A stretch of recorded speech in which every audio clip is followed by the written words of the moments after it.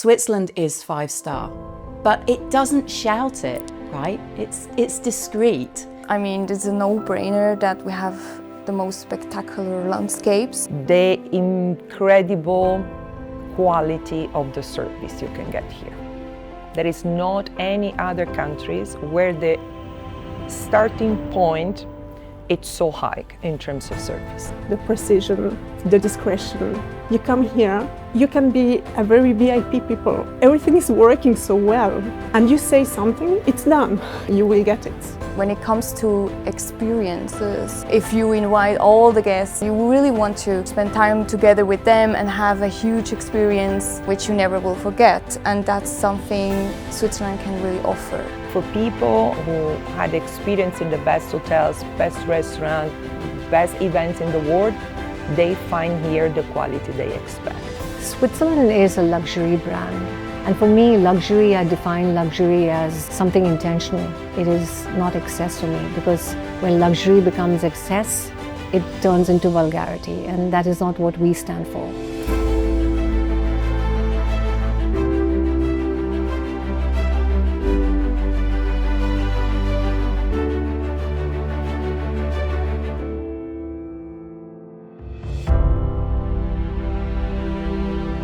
There are many beautiful mountains and lake regions in the world, but I believe that what you can find here in Switzerland is the mix of mountain, beautiful lakes and amazing hotels.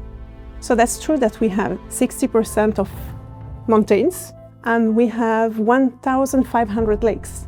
So we have so many beautiful places. The mountains, they offer scale and enigma and texture to the landscape. The lakes are so calm, but yet so mysterious and enigmatic. It's absolutely beautiful country. We saw this countless times with couples standing with that scenery. I think this is something that you can't describe in words. You need to experience that. And even for us, we grew up in Switzerland. Like, we've seen the mountains all the time, but nonetheless, it's something that reminds you to be humble and modest. It's impressive. So this country has been so strongly influenced by the Belle Epoque period. That historically was the moment in the history of the human being where we had the most amazing parties. All the most beautiful ballrooms we have in the hotels all over the world, has been created in that period. Now when we have new hotels, we don't have any more those big ballrooms, because it's not anymore part of our lifestyle. So I think this is why Switzerland have the most beautiful hotel ballrooms in Europe. The bride and the groom, the couples can plan or let their visions take any kind of shape and form, and Switzerland just adapts and responds. It's about nature. It's about being out in the mountains, on the lakes, in the hiking trails. It's really, really important that people have that vision and that they appreciate that that's what Switzerland has to offer. And I have to say that with the climate change, in many countries like in the south of Europe, we have a lot of issues now with the weather. And also during the summer, we never know about rain, cloudy, this, and instead here, you're super safe because you have the most beautiful indoor. So in case of bad weather, also for a summer wedding, you have an incredible big plan that you don't have in countries where, most of the venues are developed outdoor. Working with nature, one also learns to respect the fact that when nature makes a decision, you have to bow down to that decision and just wing it. It's a wedding that I filmed a few years ago now, but it still remains one of my most favourite. We have organized 2 years ago a winter wedding inspired by the concept of old world, and I like very much this concept. And this wedding was a 3-day wedding in St. Moritz with the ceremony in a church. Imagine in February, March under the snow was absolutely stunning. And also a welcome party in Cesaveglia, in Paradiso, in Badruz, was really spectacular, the best of the best. But what I remember more was the feeling, the relation with the family and the bride, with attention to quality and small details, the special tablecloths or white donuts after the ceremony outside, amazing for the guests to be surprised with this small gesture, and was timeless. Great regions are in Gstaad, or we had also another one in Santis. Santis is not that common area to host weddings, but for an Indian couple it was the perfect match. It's also our job to know what they want, right? Even if they have no clue what they really want to, but they send a feeling to us and we turn it in a reality. That's our job, and that's also the most fulfilling what we do, actually. Yeah. Everything is intentional. For us, each and every wedding, it's like asking you to choose your favorite child. Every wedding that we do in Switzerland is different, and it captures the true beauty of Switzerland for what Switzerland represents at that particular destination and that particular moment. Every wedding you do in Switzerland turns into something monumental. Of course, when you are in front of the iconic Matterhorn, it's spectacular. I did also in an art gallery where we privatized the gallery, and in front we have a very beautiful garden directly in the water. Yes, a whole castle with the winery around. I think we can do everything we want here. I had the opportunity to film 2 weddings one weekend, and I had to make a choice between the right client and the right fit.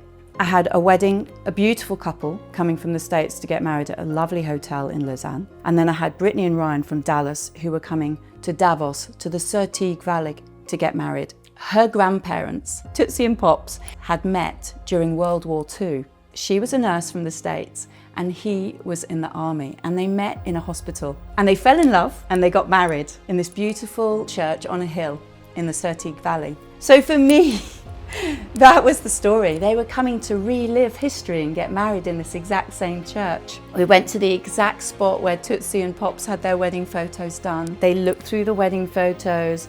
They even brought old love letters that the couple had written to one another during the war. So as you can imagine, for me, that story was just so beautiful. It will always remain on the front page of my website. It is always fundamentally what I'm about. The local culture and the venues should influence the weddings, because otherwise then that would be a generic wedding anywhere in the world. And we try to stay away from that.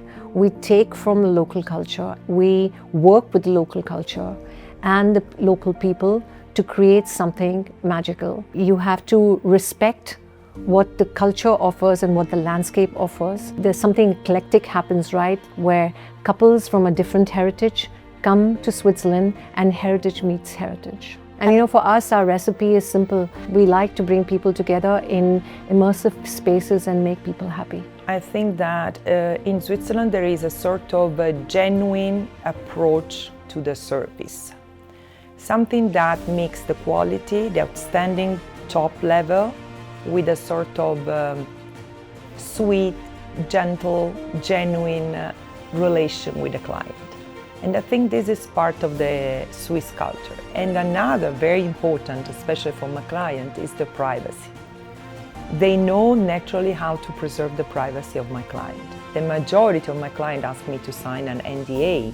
But in other countries that's quite complicated, because we have to explain many times also to the vendors how they have to behave, this and that. Instead here everything is super clear. This is why I believe that in the future, especially for clients from Middle East, Switzerland will be more popular. 99% of my clients, they do come from the States. All of my weddings are destination weddings. They're all from abroad. So my clients want to experience Switzerland. For destination weddings, many of them are a couple of days long, right? So they want to also give their guests an experience so that they can do things in and around the wedding. So for me, bringing these traditions and the Swiss culture into their lives is really, really important. I got to see a lot of very typical Swiss traditions through my work, because like I think I've never seen alpine players close. I've never had a handörgeli, like, you know, this accordion players. I've never heard somebody yodel. I didn't try certain types of foods. I didn't know about certain types of handcraft and traditions. So through our clients, because they requested also for each region these kind of very traditional things that's very important for most of our clients, I got to know a lot of Swiss things, which is amazing. I of course had some touch points with traditional music or something like that, or hiking or whatsoever, so close to nature. But still, I really discovered Switzerland even more deeply when I really truly understood what we really offer. And I was very blessed in a way, so that we have, well, right? Yeah, like, that suddenly really, this pride to be Swiss. I was really proud actually to be Swiss, and that's also a very non-typical Swiss statement, I would say. Say yes to Switzerland. Say yes to Switzerland.